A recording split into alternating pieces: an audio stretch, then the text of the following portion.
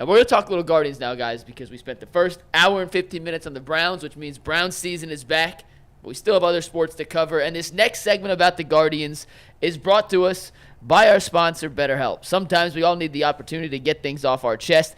Big or small, certain things can really start to get to you, and it's important to let that out, especially to someone who's unbiased in your life. I don't like complaining to my parents when the Guardians lose games because they frankly don't care, but my therapist is there to hear me out, let me get my frustrations out, and then put me back in a better headspace. So if therapy can be different for everyone, and most of us have bigger problems than our favorite sports teams, and it's important to get things off your chest every once in a while. So if you're thinking about starting therapy, give BetterHelp a try. It's entirely online, designed to be flexible and suited to your schedule. Just visit BetterHelp.com/lockedon to get 10% off your first month. That is BetterHelp, HELP.com/lockedon. Jay, it was a great start to the Orioles series. It was a terrible finish to the Orioles series, especially considering Gavin Williams was on the bump on Sunday and got roughed up. When you guys look at this 4-game series in totality, a 2-2 split, what's your biggest takeaway coming out of this 4-game set with the Orioles that we think can apply to how this Guardians team is going to finish off the season? For me, it was simple. I see a Cleveland Guardians team that can compete with the best teams in all of Major League Baseball.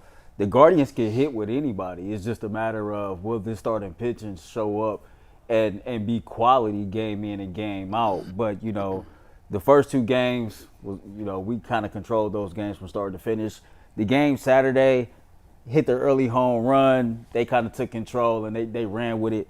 The game Sunday, though, was the game to where I felt like that's where I was convinced this team can hit with anybody. They can go mano for mano, like with anybody. You know, Baltimore gets out, they score some runs. Guardians kept clawing back, but the pitching didn't do them no favors. And as long as we get some quality pitching and some quality starts, we can hit with every team that we're going to be competing for to get to the World Series. So, 2-2 split, they didn't lose the series. You went head-to-head with the second-best team in the American League, and y'all split the series. There was a lot of offense throughout this entire series, and the Guardians showed that they can hold their own against anybody. So I walked away confident, even though they lost the last game. Well, I came away thinking like this. Baltimore, I came away thinking Baltimore ain't going away. They came back, you was up 2-0. And they're not going away. Like, they got sticks. They feel like they could. The first couple games it was sloppy. Baltimore was sloppy the first couple of games, especially on the throwing a baseball defensively. Baltimore is a really young team. They're like super young. Their infield is crazy though when it comes to like when you look at the talent level they got. It's just the way of baseball is, right? Like, I feel like if you get down to the postseason in baseball, which is the most nerve-wracking thing to watch as the spectator, it's a coin flip. Baseball is a sport where I could watch a basketball game and it could be a 7-game series. And I know, generally speaking, whoever has the best players are going to play well and win that 7-game series. You can look at in football. Generally speaking, if you have the best quarterback or you have the best guy, the signal caller, you give yourself a really good chance to win. In baseball, it's completely different. Like, you saw the tale of 2 tapes. You saw the first 2 games and you saw the last 2 games. I think these teams are really equally matched. I think Baltimore's bats still scare me a little bit. And I think the pitching for the Guardians scares me a little bit. I think these 2 teams will face off in the playoffs, and this was kind of a foreshadowing of what you're going to see of what a series could look like if those two teams played. So for me, I mean, I don't know if I could take anything if they would have swept the Baltimore Orioles.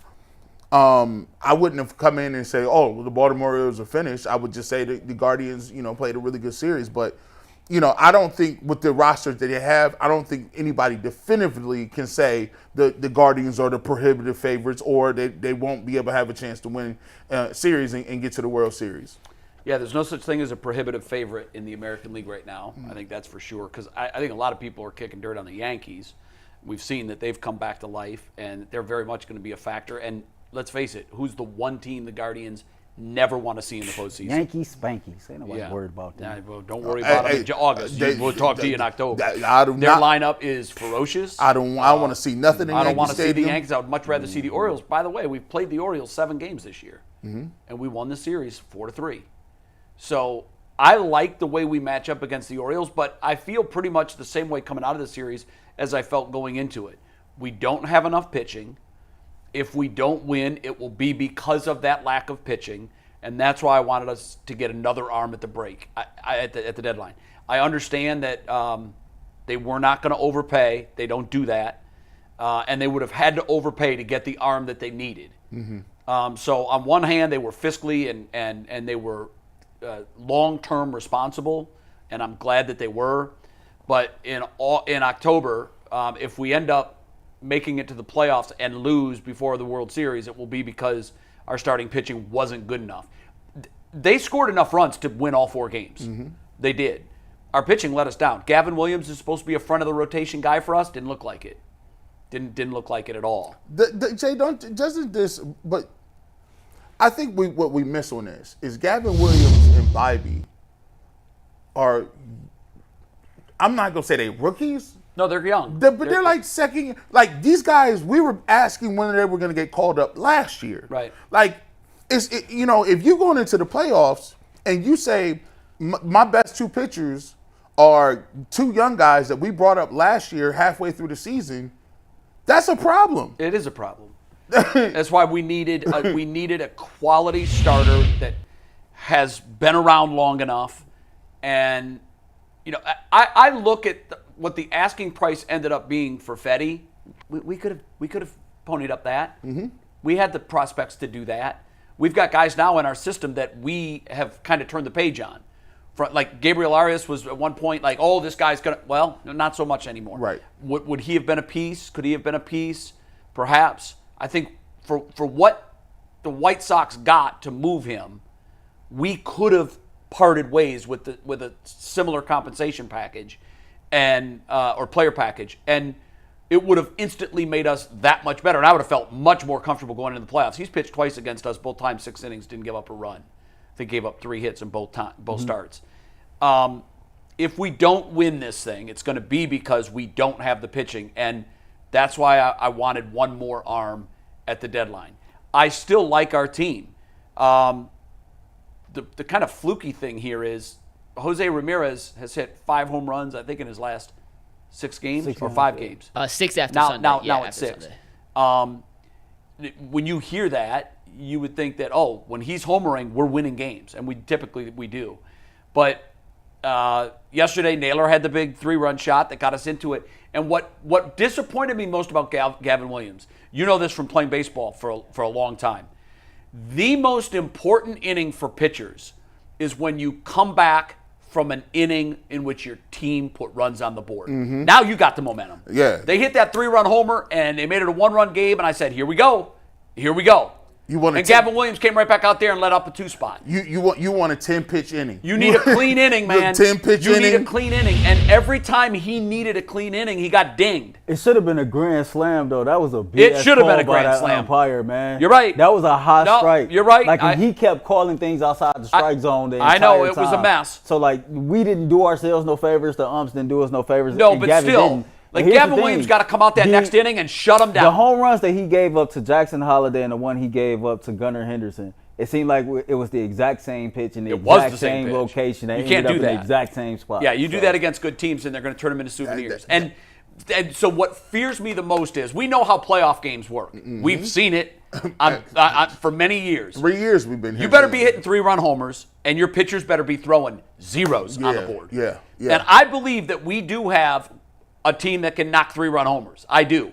The guys that hit in front of Naylor and Ramirez get on base. So you have 2 legitimate home run threats that can get the 3-run home run swing in the playoffs because you know that the top of the lineup is going to be on base. What disappoints me, I think, more than anything is that we never seem to have both at the same time. Nope. In the mid-'90s and late 90s, we had all the big bats and we didn't have the arms to get it done. I thought coming into this year we were going to be a team all about pitching and could we score runs. Boy, that narrative is exactly flipped. We score runs, but can we get guys out? It's like when you play against this team, right? When you're the Guardians and you're playing against a team that's very similar to you, you got to score first, and to me, it's like a race to 5. Right. Race to 5, you get to your bullpen, and you should be able to control the game. Now, that didn't happen over the last 2 games for the Guardians. No. And you had to stay in there, you had to fight back, you had to And our claw, bullpen looked human. et cetera. And so when you just look at it in the entire grand scheme of things, man, you know, you talk about these young pitchers, you talk about guys like Gavin Williams giving up the home runs. We better hope and pray that Alex Cobb can come back in here and try to stabilize this rotation as that veteran, former All-Star, et cetera. But another note, and it's never good to give up, you know, home runs in those spots. But it's not like you play the Baltimore Orioles every single situation. Those home runs was hit with 2 outs. And the 2 teams that scored the most runs with 2 outs are the Orioles and the Guardians. And the Guardians, 1 and and so, 2. like, you know, again, you're just going up against another good team. And if you can just kind of, like, get those hiccups out the way, just thank God you're not playing a team that's on your level like that every single week. The one thing that gives me great reason to be optimistic is I like Cobb a lot. I went back and watched the highlights of his near no-hitter last year against the Reds. He gave up a hit with 2 outs in the 9th to lose the no-hitter. I went back and watched the highlight reel from that game. If we get anything near that guy, he is a solid number 2 or 3. But here's the raw meat is this. Logan Allen is back up.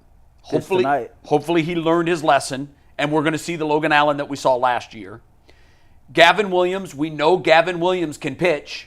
He's been 2 hit or miss for us, but we know he can pitch. We know that now we're going to talk about Tristan McKenzie in a second and what he did in his most recent. I think it was yesterday he pitched in the minors. He looked like Tristan McKenzie again. For McKenzie, I think it started out physical and went mental. Hopefully, the physical is better because yesterday, for the first time, it looked like the mental was there. He couldn't locate, and to me, that wasn't him. And yesterday, he located, and if all of these guys can pitch to their potential, we make a deep playoff run. And yes, I do think we can win a World Series if all of them pitch to their potential. Can I ask you guys a question real quick? Lane Thomas made his full series debut over the weekend. Right. Not necessarily great. Nope. Through 5 games so far, he has 20 at-bats. He's hitting 150 with 9 strikeouts. He has walked 3 times. Right. Just 5 games. Tiny sample size. No need to blow any of this out of proportion whatsoever. Not yet. Just curious what your initial thoughts were for seeing Lane Thomas in an minimally extended stretch for the Guardians as their everyday right fielder. It may not be as much, but I always had, back in the day, when people switch leagues, it was a thing. It was a huge thing. Like not as much now because they do see interleague play and the scouting is so much better now. Scouting is better. Yeah, but there is still something to be said of, okay, now I'm going against guys I don't really see that often. And you get to a new place, it's very difficult. I would rather you have a slow start than you see people get off to a fast start and then just fall off. Right. Like, I would rather him start off a little slow. It's a small sample size. I'll be interested to see, though, like if they're going to play him every day. Well, no, I think he's going to play every day. Brennan, they sent Will down, right? Do you have his card where you could throw his stats up? Or you don't have it? Will Brennan or Lane Thomas? Will Brennan. I know what Lane Thomas. I have not made a Will Brennan one in a while, but I can call him up real quick and put Lane Thomas's on the screen so our viewers can see what he's been this year, and then read the back of the baseball card this year for Will Brennan. Will Brennan this season has a .233 batting average. Yep. 8 homers, 24 RBIs, and a .670 OPS in. This season alone, he has 227 at-bats. Okay, so did we discernibly get better? Same cat. Same dude. Same guy. Same dude. Except Will Brennan. Same guy. Yeah, same guy. Will Brennan, best left-hander. But I think the same guy. And I've always said this, too. The Guardians need one of these others to do something. Because to me, I think the organization has set up and said, how do we want to view this season? Do we want to view this season as, look, we're going to see if they can finish it off because we got young guys, that it's a nice story? Or do they feel like this is all house money? We weren't even supposed to be here yet. We lost our pitching. We stand afloat. Because to be truthful, if you look at it, they are counting on all young guys to maintain this level of play or play better in order to win. We talked about Bobby. We talked about Williams. But they still got a lot of guys. Martinez, Noel, they got a lot of guys steaming that they're counting and still platooning while they're making a run. So, you look at Brennan, I would be surprised to see Will Brennan come back up and them give some more opportunities because that's what they've been doing. I like Will Brennan. Like him a lot personally and as a player. He's not an all-star. He's never going to be an all-star. But if you're going to make a move and you're going to move out a guy that's hitting 233 with 8 home runs, you can't bring in a guy that's hitting 245 with 8 home runs. Right. See, that doesn't do a thing to improve your club. It's a move. It's a swap. And I know that it's a right-handed bat versus a left-handed bat, but for me, what I need to see is if you're going to make a move for somebody and you're going to move a guy that's been a part of your team now for 2 years down to the minor leagues, he better be a 288, 19 homer, 75 RBI guy. And that's not who we got. They say they traded for a right-hand power bat that got some speed. They say he bats over 300 against left-handers. I can't call him a power bat, though. Right-handed pitcher, so.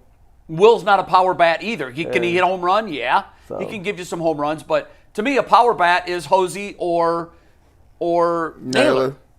I need a guy. Think he's still getting getting himself adjusted to being with this team. Yeah, I'm not going to judge him on the 150. I'm just saying, on the surface, the guy that you now have as an everyday player wasn't a major upgrade from what you had there. And as much as I love that Stephen Vogt gives these guys plenty of opportunity, that is different when you get in the playoffs. Playoffs. You need to get in that everyday rhythm. And if you start checkerboarding guys in your lineup when you get to the playoffs, you're going to have not one guy in a slump. You're going to have 2 guys in slumps. Yeah, 3 guys. It's hard to do that in the playoffs. And so my thing is, Noel has some power, but are they going to deal with the strikeouts when it comes to? And right on cue, have to deal with it. Right on cue, the Guardians play tonight, as always on this show when we are critical like this. Lane Thomas goes 3 for 4 tonight. Let's hope so. Hey, I hope so. 3 for 4. This is how this goes on this show. This is a tough pitching match for them. It is, but this is how this goes.